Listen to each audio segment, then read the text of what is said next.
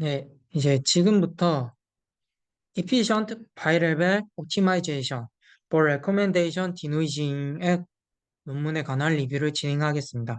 네, 저는 2021-1106 김창규입니다.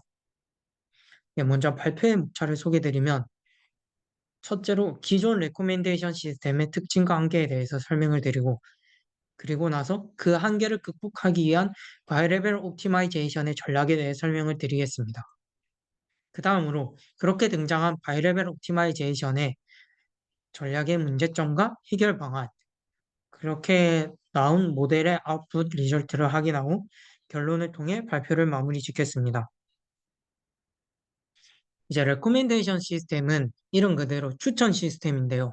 저희가 주변에서 아주 흔하게 목격할 수 있는 것들이 레코멘데이션 시스템의 예시라고 볼 수 있습니다. 예를 들면은 쿠팡에서 물건을 살 때 추천 물건들을 띄워주는 것. 혹은 저희가 유튜브를 보다 보면은 쇼츠 영상이든 아니면 긴 영상이든 추천 영상들이 있지 않습니까? 이제 그런 것들을 레코멘데이션 시스템이라고 할 수가 있는데, 음, 평범한 레코멘데이션 시스템은 말 그대로 유저의 적극적인 참여를 필요로 합니다. 너희들은 뭘 좋아하니? 아, 이런 걸 좋아해? 그럼 이런 걸 추천해 줄게.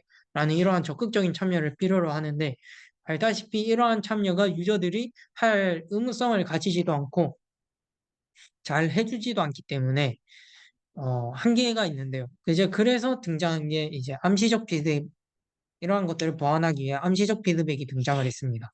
암시적 피드백을 예를 들어서 설명을 드리자면, 저희가 유저가 좋아할 만한 것들, 컨텐츠를 몇 개를 던져주고, 그리고 그 중에서 유저가 고른 것들의 카테고리를 플러스, 고르지 않은 것을 마이너스 하는 것을 암시적 피드백이라고 하는데요. 근데 이런 것들은 노이즈가 클 수밖에 없습니다. 이 모델에 대한 노이즈가 커질 수밖에 없기 때문에 그러한 단점을 해결하기 위해서 이 암시적 피드백에서 가중치, 웨이티드를 부여하는 방식을 고려를 했는데요. 하지만 이런 가중치를 고려하는 것에도 단점이 있습니다. 첫 번째 단점은 이 가중치 계산이 이전 반복에서의 가중치 영향을 고려하지 않기 때문에 반복에 독립적이라고 할 수 있습니다. 즉, 학습이 축적이 되는 게 아니라 한 번 학습하고 끝, 한 번 이거 선택하고 끝, 이렇기 때문에 이 가중치가 이전의 선택을 고려하지 못한다는 단점이 있습니다.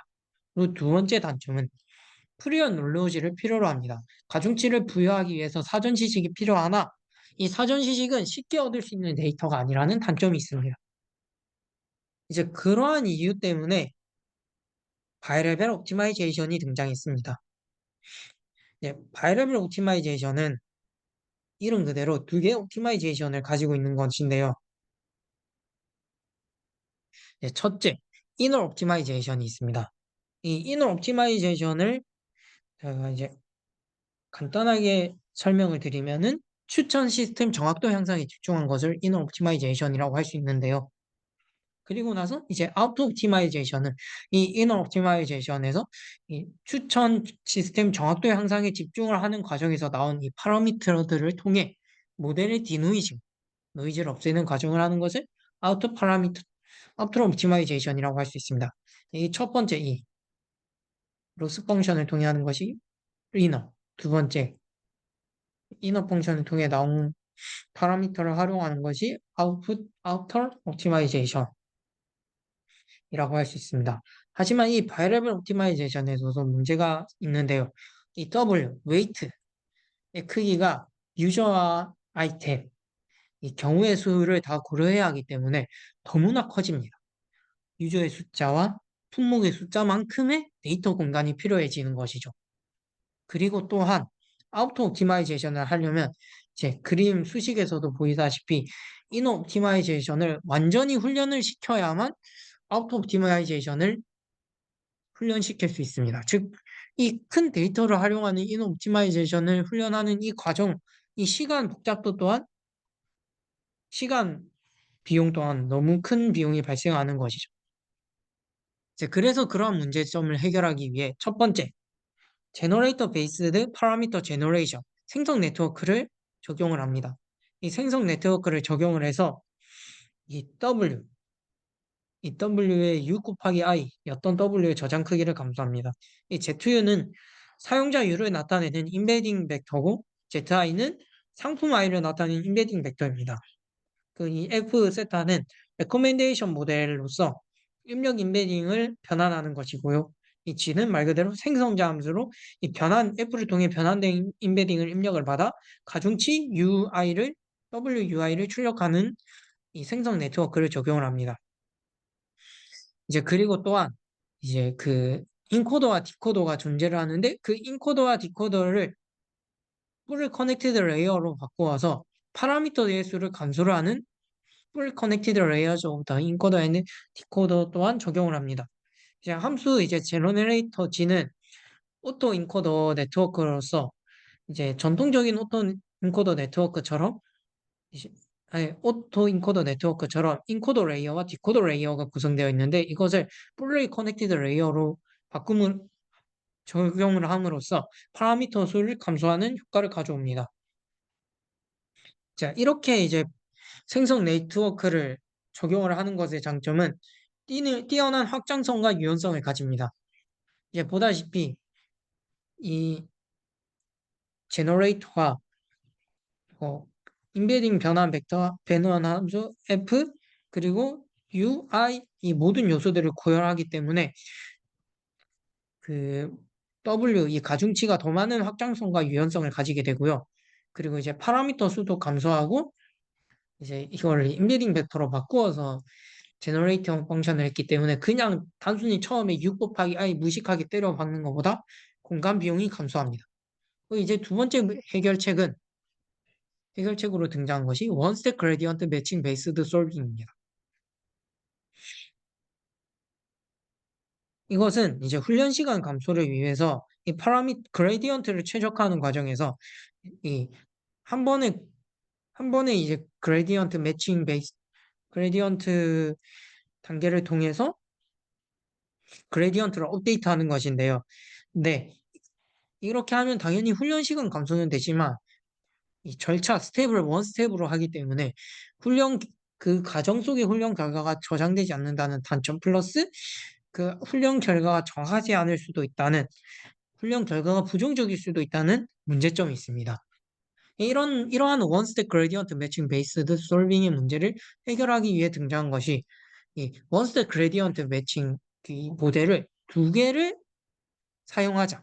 그래서 이 두 개를 사용해서 이 두 개의 거리 D, 이 거리 D를 이렇게 측정을 해서 이것을 좁히는 방향으로 해보자. 이런 방식으로 원스텝 그레디언트 매칭 베이스 솔빙 문제의 단점을 해결을 했습니다. 이렇게 거리 함수를 통해서 이제 두 개의 그레디언트 최적화 함수를 사용하는 것의 장점이 어떤 것이 있냐면 이제 당연히 두 개의 그레디언트를 사용하니까 다양한 관점에서 데이터의 여러 측면을 고려할 수 있게 됩니다. 이렇게 하면 당연히 모델의 성능이 향상이 될 테고 이제 두 번째로 이제 모델의 안정성이 향상이 됩니다. 두 개의 두 개의 그레디언트 최적화 모델을 사용하기 때문에 그리고 또 그거의 거리를 재기 때문에 이제 모델을 훈련하는데 기존의 원 스텝보다 당연히 안정성이 향상이 됩니다. 그리고 원 스텝을 사용하기 때문에 모델을 두 개를 사용한다고 하더라도 다른 이전의 그레디언트 최적화보다 훨씬 더 계산 비용이 절감할 수 있게 되는 것입니다. 이제 그렇게 해서 등장한 것이 이 BOD, BOD이고요. 이것을 이제 바이러벨 옵티마이제이션의 모델 이름이고요. 이제 그것의 알고리즘에 대해 설명을 해주면 다, 처음에는 이제 초기화를 합니다. 추천 모델 F를 준비하고 생성기 G의 매개 변수를 무작위로 초기화. 그리고 이제 이 모델이 완료가 될 때까지 먼저 이너 옵티마이제이션 생성자 생성자의 매개 변수를 보정하고 나서 WUI, WUZ를 생성하는 옵티마이제이션을 거칩니다. 그리고 나서 이제 로스 펑션을 통해 손실을 계산하고 로스 펑션을 통해 나온 아웃풋을 통해 모델을 업데이트합니다. 그렇게 하고 나서 이제 그레디언트를 기록을 하고 나서요. 이제 아우터 옵티마이제이션을 실행을 하는 것입니다. 이제 이너 옵티마이제이션을 통해 나왔던 파라미터들을 활용해 아우터 옵티마이제이션을 수행을 하는 이 과정을 반복을 해서 하는 것이 이 BOD의 알고리즘입니다. 그렇게 하면 이론적으로 모델 사이즈는 n 플러스 인코더 디코더. 그러니까 당연히 아주 러프한 베이스 모델보다는 크지만 이제 제너레이터 펑션을 사용하지 않은 그리고 기존의 디노이징 메소드보다는 6 곱하기 i보다는 훨씬 더 절약된 모델 사이즈를 가지고 타임 컴플렉시티 또한 n 플러스 디짓 제너레이터 시간 정도밖에 안 걸립니다. 이 디노이징 메소드 m 곱하기 6 곱하기 i n 더하기 u 더하기 6 곱하기 i보다 훨씬 더 타임 컴플렉시티가 줄은 이론적 결과를 확인할 수 있었고요. 이것을 실제 데이터셋을 활용해서 실험 그 논문에서 검증을 했는데요. 그 결과 처음 이거는 정확도 점수라고 보시면 되는데 0과 1 사이의 수고 클수록 좋습니다. 이거를 보면은 노멀 그리고 다른 WPPR 등등의 다른 논문들보다 훨씬 더 우수한 정확도를 보여준 BOD가 훨씬 더 우수한 정확도를 보여준다는 것을 알 수 있습니다. 또한 이것은 타임 컴플렉스 러닝 타임인데요. 러닝 타임 또한 당연히 노멀보다는 더 걸리지만 다른 정확도 향상을 위해 방식이 적용된 모델들보다 시간이 매우 절약된 것을 알 수 있습니다. 이렇듯 바이레벨 옵티마이제이션은 시간과 퍼포먼스 모두 훌륭하고요. 그리고 저장 공간에 대한 문제 또한 해결을 했습니다. 그리고 그렇지만 한 가지 이제 리미테이션이 있다면 테스트 셋이 너무 노이시하게 주어지면은 이 원스택 그레디언트 특성도 있고 너무 노이지한 테스트 셋에 대해서는 이 제대로 된 모델의 훈련이 힘들 수도 있다는 리미테이션이 있습니다. 네. 이상으로 바이레벨 옵티마이제이션 논문에 관한 리뷰를 종료하겠습니다. 감사합니다.